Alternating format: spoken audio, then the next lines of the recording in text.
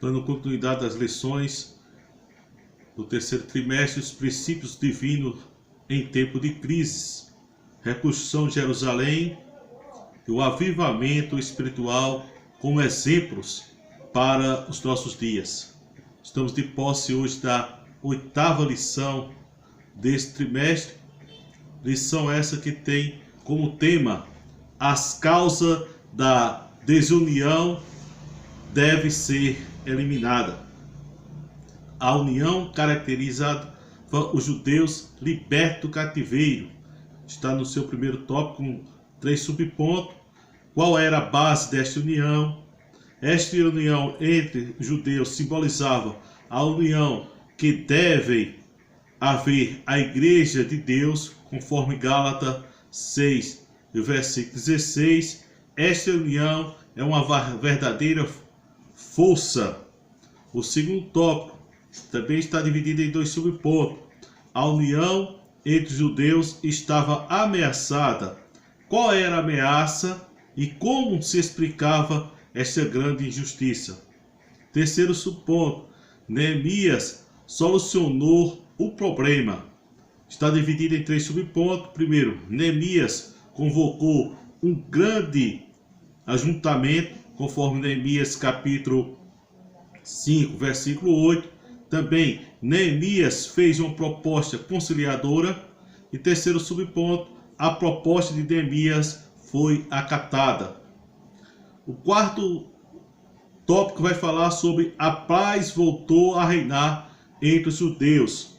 Está dividida em 2 subpontos. Primeiro, surgindo um problema entre os irmãos, deve ser logo tratado com muita diligência. E o segundo, o problema relacionado deve ser tratado carinhosamente.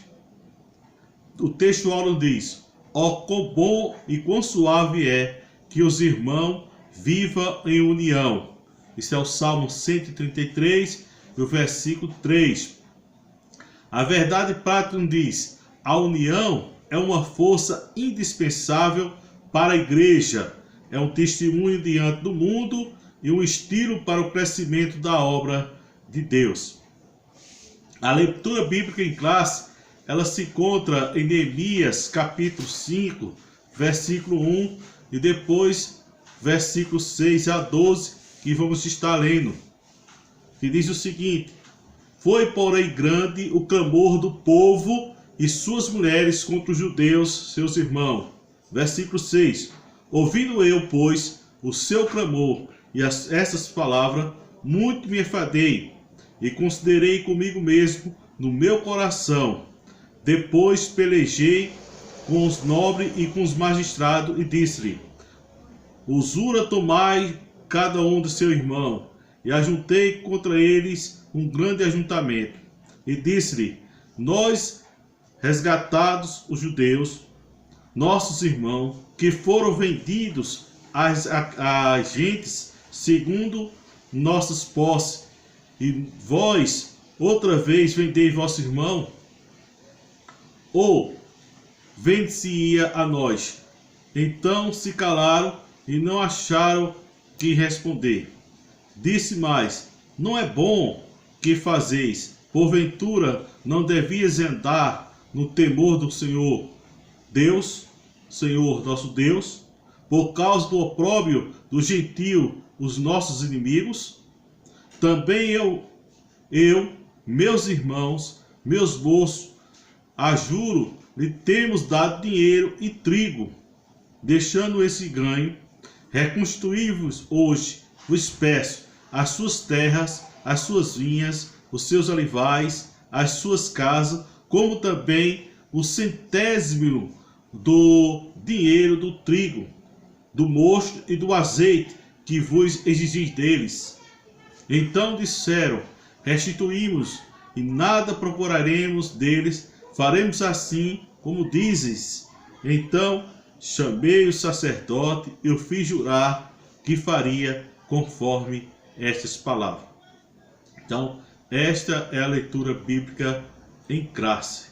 Então, nesta lição, veremos o significado da palavra desunião, analisaremos o contexto socioeconômico pós-exílio, notaremos quais foram as causas da desunião entre judeus regresso, pontuaremos as medidas adotadas por Neemias para restabelecer a união entre os povos e, por fim, mostraremos a importância da união na igreja. Significado da palavra desunião. A definição da expressão desunião, segundo o dicionário da língua portuguesa, define o termo desunião da seguinte maneira: ato ou efeito de desunir, de separar o que estava unido, separação, ausência de união, desarmonia, falta de acordo, discórdia.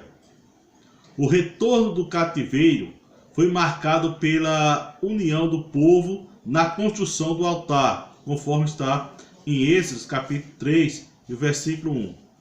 Na preparação e reconstrução do templo, conforme Êxodo capítulo 3, versículo 9. E a edificação dos muros, conforme Neemias 4, 6 e depois Neemias 4, 19 a 23. Os judeus regressos vivenciaram momentos de verdadeira união.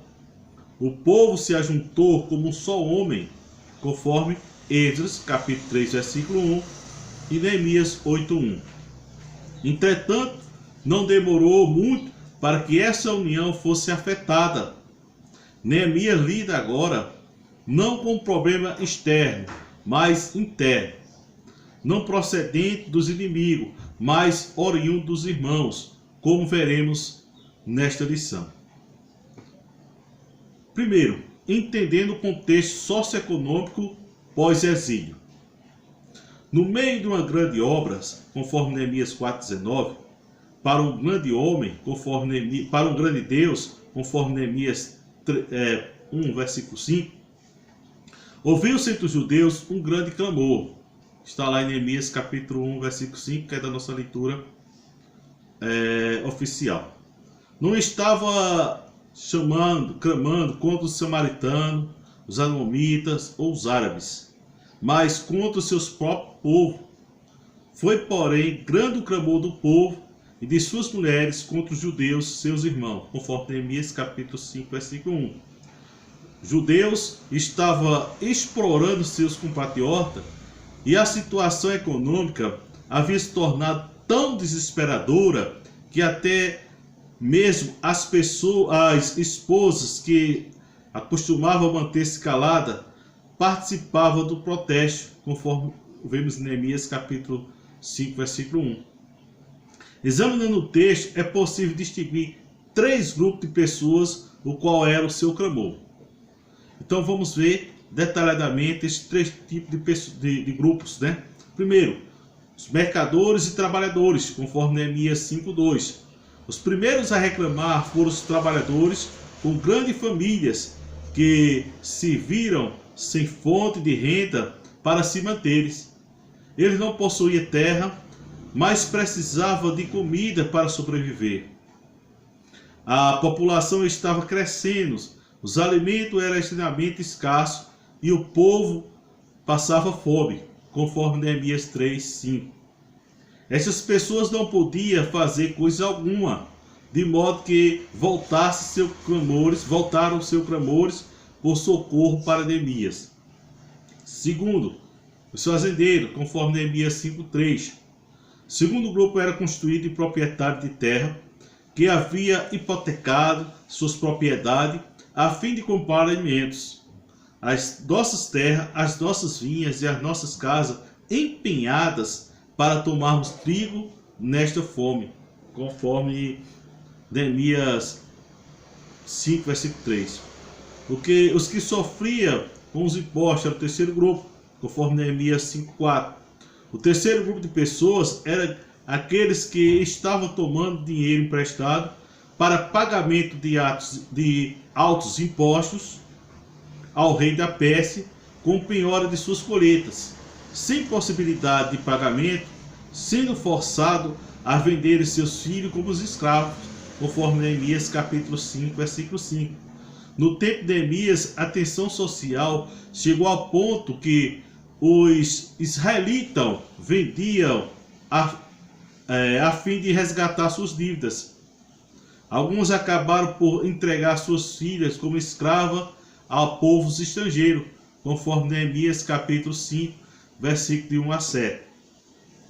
E qual era a causa da desunião entre os judeus?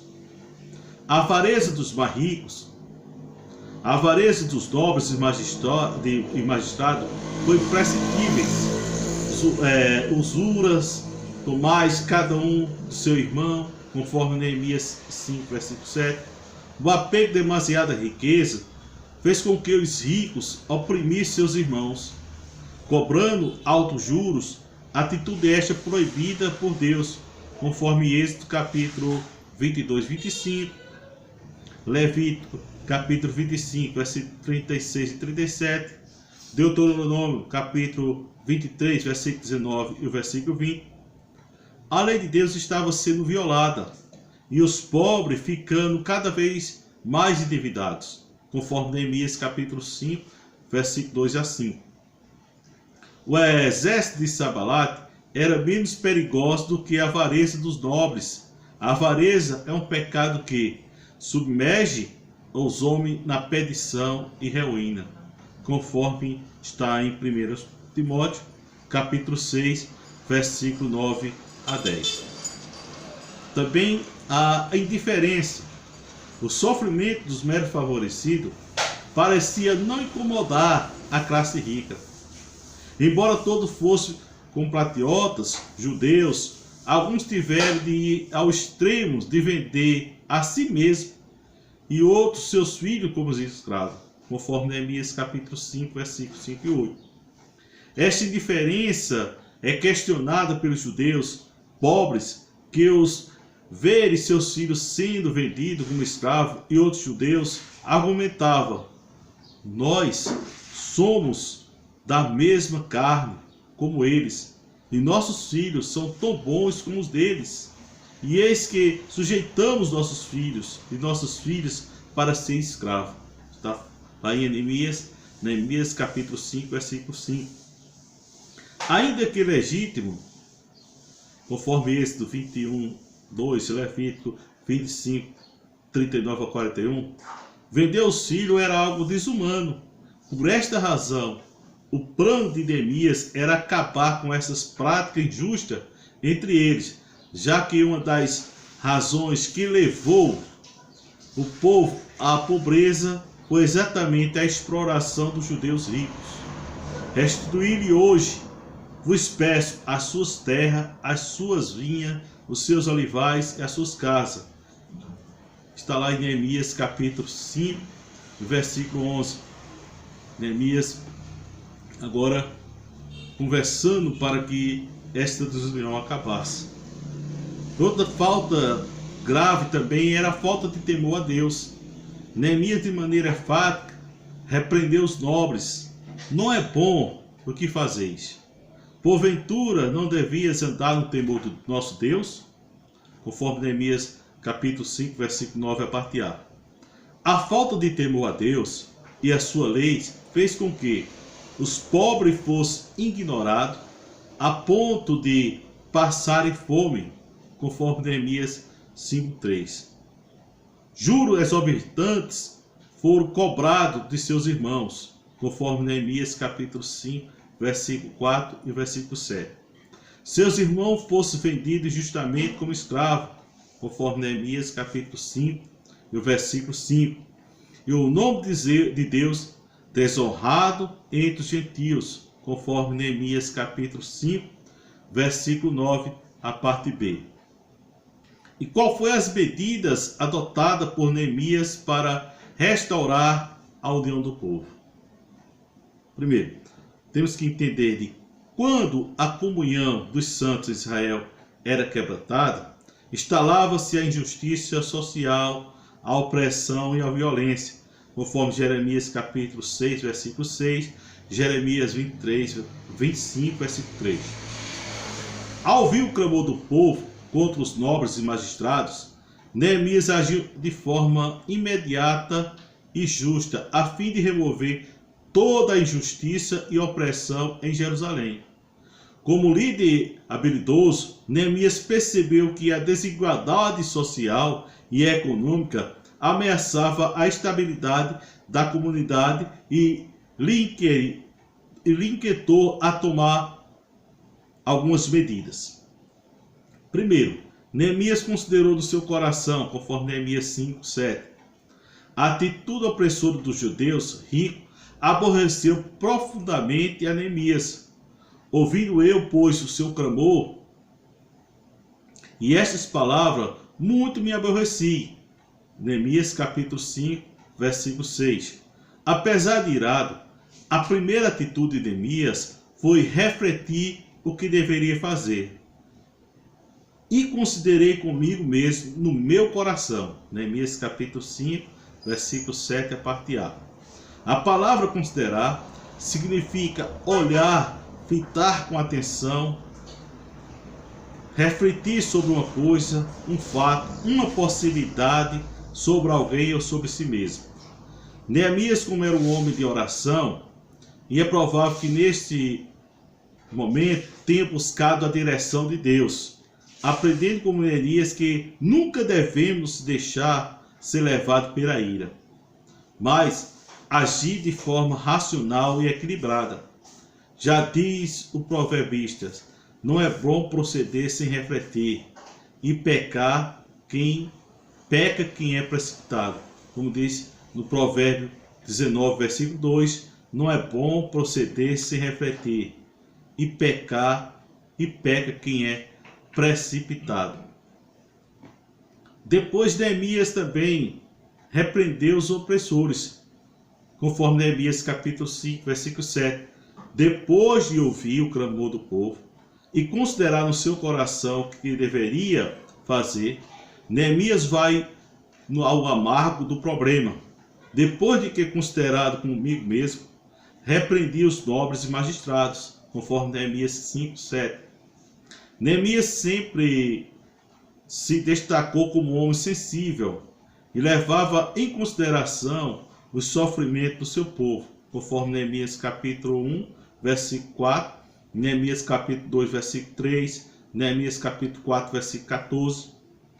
Diante de uma assembleia convocada por Neemias, os nobres e magistrados são repreendidos por estar cobrando juros nos empréstimos, violando a lei de Deus e levando o povo à miséria, conforme Neemias 5, versículos 7 a 9.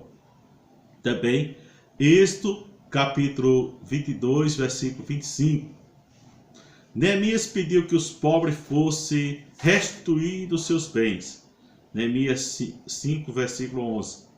A fim de amenizar o sofrimento do povo, o culpado de usura deveria devolver a propriedade confiscada àqueles que não podiam pagar o empréstimo de volta, bem como devolver os juros cobrados, conforme Neemias 5:11.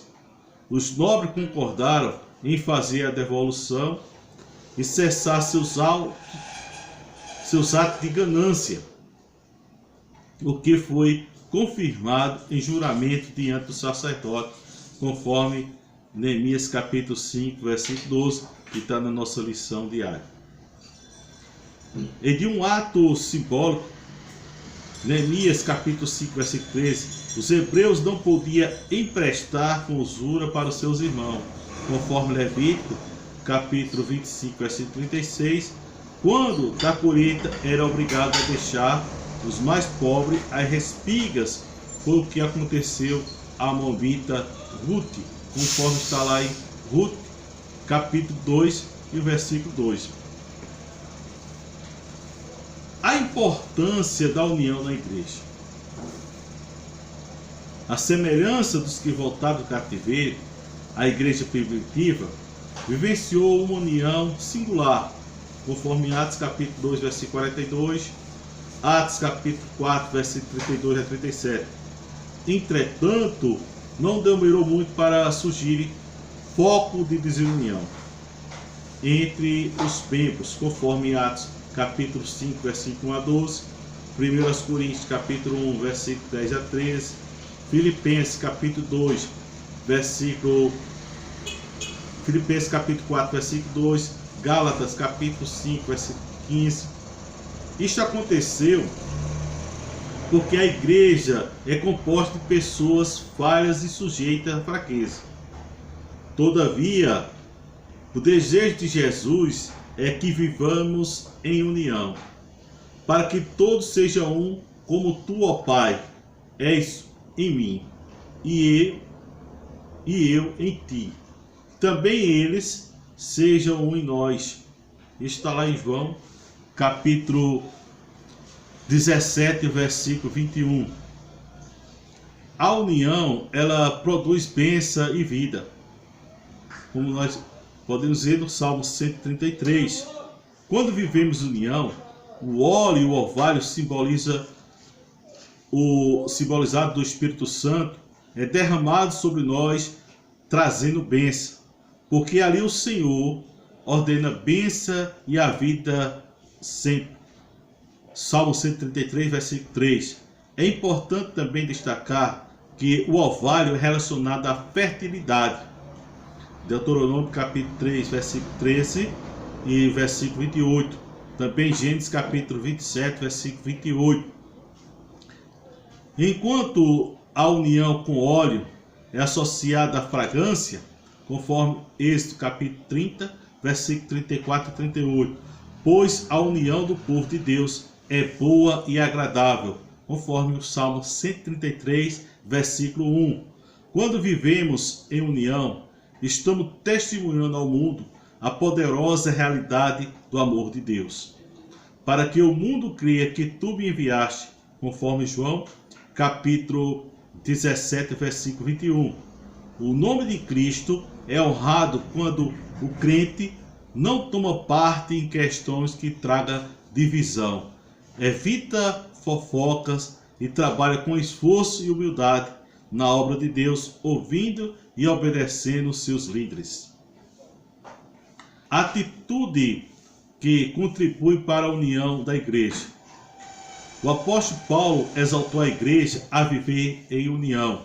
Sejais unidos, conforme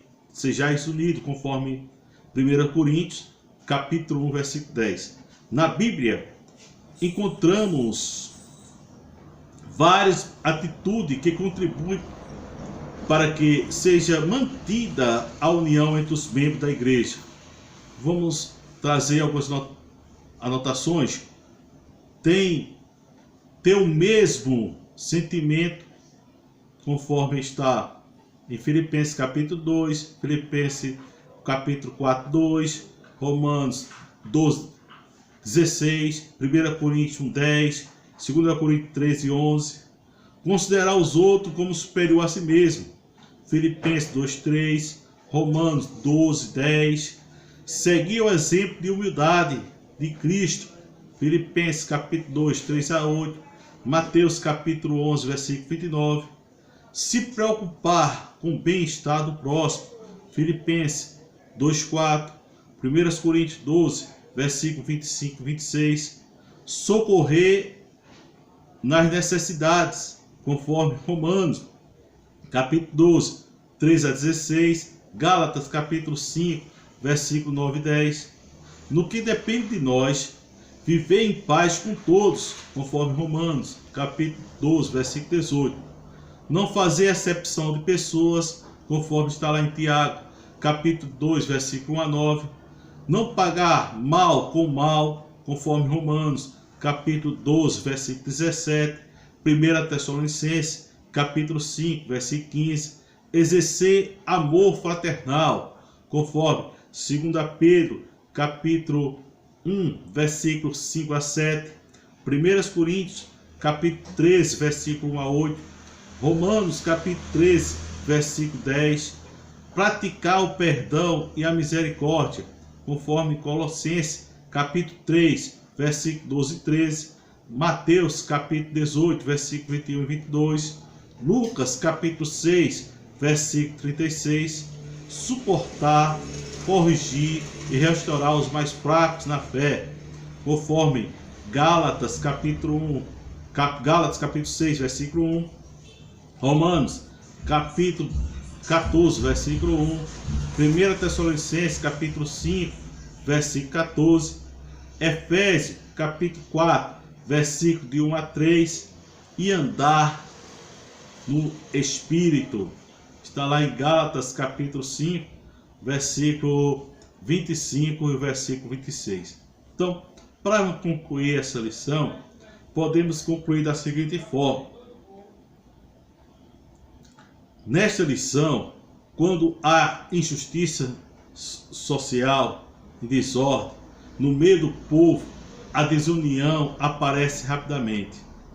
Neemias foi usado por Deus para levar os judeus a manter-se unidos em um só propósito.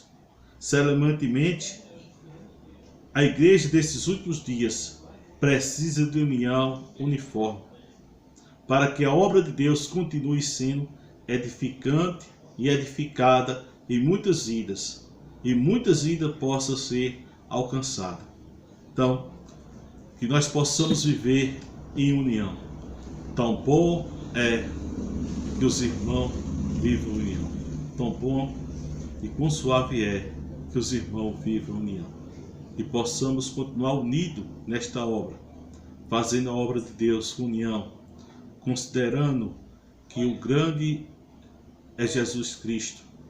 Ele nos ensinou, pagou o preço por nós, nos resgatou e nos deu esta condição de restaurarmos de novo, para podermos estarmos se preparando em união e comunhão para a volta de Jesus Cristo, para assim como Ele é, também seremos e o veremos.